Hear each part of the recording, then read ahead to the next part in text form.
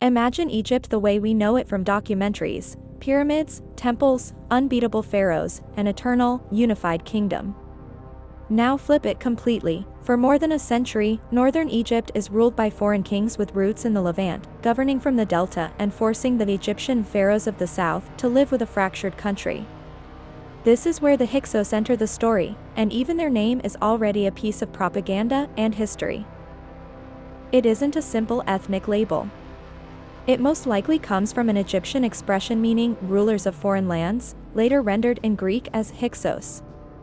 And in the centuries that followed, between Manetho and later reinterpretations by authors like Josephus, there even appeared the misleading translation Shepherd Kings, which fueled myths and polemics for 2,000 years. In other words, the very way you name them tells you this story is not just chronicle, but also memory, fear, and identity. And the real question is, how do these foreigners actually reach the throne of Egypt? Because it's not necessarily a movie-style lightning invasion with hordes smashing through the borders.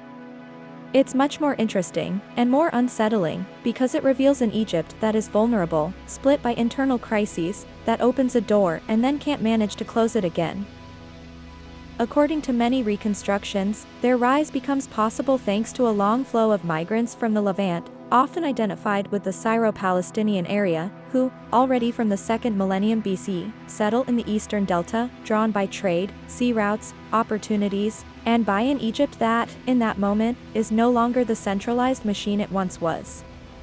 The heart of the problem is the context. We're in the so-called Second Intermediate Period, when central power weakens, some local dynasties collapse or lose control, and the country ends up having multiple Egypts at the same time: a wealthy, commercial north, a Theban south that preserves cult and traditional legitimacy. And in between, border zones, alliances, vassals, and betrayals. Britannica itself notes that the exact sequence of events isn't entirely clear, and that the weakness of earlier dynasties opens the political space in which the Hyksos dynasty can emerge. Even factors like food crises in the delta have been proposed as part of the picture. And here comes the turning point. The Hyksos establish their capital at Avaris, in the Nile Delta.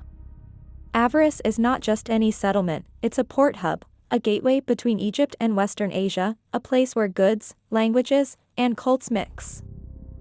Archaeological research at Tel El Dabbe, identified with Avaris, shows Near Eastern architectural and ritual elements alongside Egyptian practices: Levantine-style temples, a large sacred precinct, and even finds such as pits with donkey sacrifices, which echo traditions and symbols not typically Egyptian. At the same site, you also see dynamics of syncretism and intertwining. This is what makes the Hyksos so fascinating. They aren't just conquerors. They're also a real government that must administer, tax, secure routes, and guarantee safety, and to legitimize themselves, they adopt part of the pharaonic apparatus. And in fact, even though later Egyptian texts often portray them as profaners and oppressors, the Hyksos present themselves as pharaohs, and in some king lists they are still recorded as official rulers, proof that political reality was more ambiguous than the patriotic propaganda produced after the victory. Now, what do the Hyksos bring? Here we have to be clear but also honest. In popular history you often hear, they introduced horses and chariots, they revolutionized Egyptian warfare. In simple terms, it's true that the arrival and/or spread of new military technologies in Egypt, horse, chariot, composite bow, and improved metal weapons, is associated with these Levantine groups and their rule in the north. This has a massive impact because it changes Egypt's military mindset and prepares the ground for the future army of the new kingdom. But the important detail is that how, it's not necessarily a ready-made package invented by them and delivered in a single day. Often it means accelerating adoption, importing expertise, integrating innovations already circulating across the wider Bronze Age world. In any case, when Egypt retakes control, it will use those same innovations to become even more aggressive and more imperial. And here's the irony of history: what begins as a national trauma ends up becoming the engine of Egypt's rebirth. To grasp the drama, imagine a map. The Hyksos dominate Lower Egypt and part of the Nile Valley up to a border reaching roughly as far as Qusy, while to the south, in Thebes, native Egyptian pharaohs rule and see themselves as the true heirs of tradition. At the same time, south of Egypt, the kingdom of Kush controls Nubian areas and becomes a strategic player.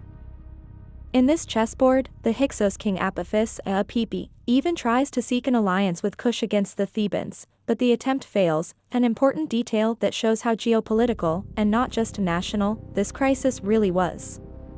At this point, the story becomes a military thriller. In Thebes, a generation of kings grows that no longer accepts Egypt's division, Sekenenra, then Kamos, and finally Ahmose. Kamos is the bridge figure, the last king of the 17th dynasty and the man who turns resistance into an offensive. The sources recall harsh campaigns, attacks on fortresses, and a civil war atmosphere in which not all Egyptians are on the same side. Some collaborate with the north for convenience or survival, and Kamos treats them as traitors. And it's also the period when a kind of ideological narrative emerges that mocks the enemy. Think of the famous story of the Quarrel of Apipi and Sekenenra, a literary text that stages an absurd demand from the northern king to the southern king, almost portraying him as arrogant and grotesque. It's not a historical transcript, it's literature with a political message, turning the war into a moral struggle, where the enemy is not just an opponent, but a usurpation of cosmic order.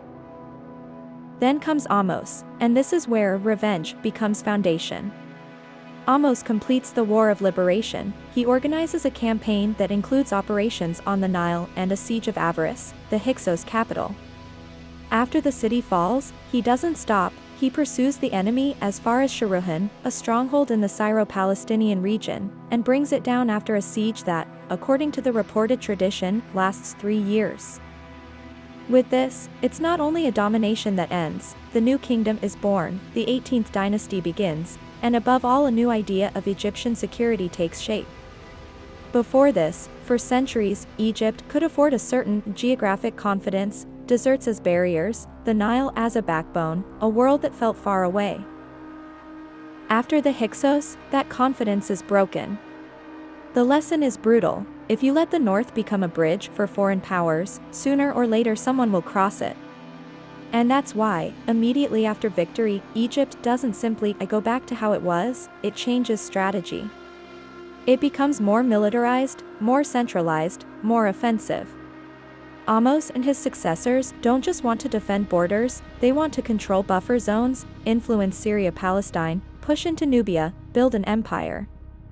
In a sense, the Hyksos are the shadow that pushes Egypt to become the imperial Egypt we know with Hatshepsut, Thutmose III, Amenhotep, and later, much later, Ramses, an Egypt that doesn't wait for the threat, it anticipates it.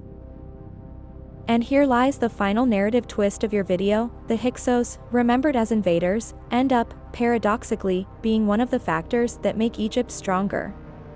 Because they force the country to innovate, to reform the army, to rethink diplomacy and intelligence, to control trade routes and strategic points. And they also leave a cultural mark, in the Delta, in practices, in names, in international contacts, along with that drive to control routes and key choke points. They also leave a cultural imprint, in the Delta, in practices, in names, in international contacts. The trauma becomes historical fuel. So when you hear the Hyksos, the invasion that changed Egypt forever, you can put it like this: it's not just a story of barbarians versus pyramids, it's the story of how an ancient superpower discovers it is vulnerable, is wounded at its richest point, the Delta and commerce, and reacts by reinventing itself. And if you want to end with a powerful image, think of Avaris, the port city where everything enters, goods and ideas, but also armies and foreign kings, and think of Thebes, farther south, nursing revenge. When Avaris falls and the enemy flees as far as Sharuhan, it's not only the end of an occupation, it's the beginning of a new Egypt, one that will stop looking only at the Nile and start looking beyond the horizon.